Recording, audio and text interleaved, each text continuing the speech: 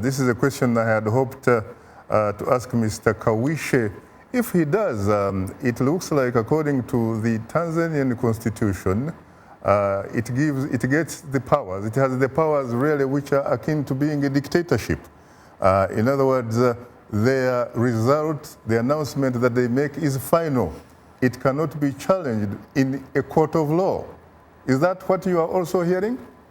That is what I'm hearing. I actually put that question to the leader of the opposition, Mr. Edward Lowassa, today when he was conducting the press conference, and they said there is no legal recourse under the Tanzanian constitution. So everything rests on the powers and the good heart of the Electoral Commission.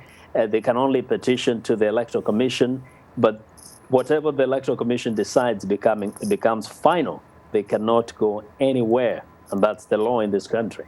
What about also the fact that the election in Zanzibar has been annulled, and yet they do have, of course, a role to play in deciding who becomes the next president of the United Federation of Tanzania?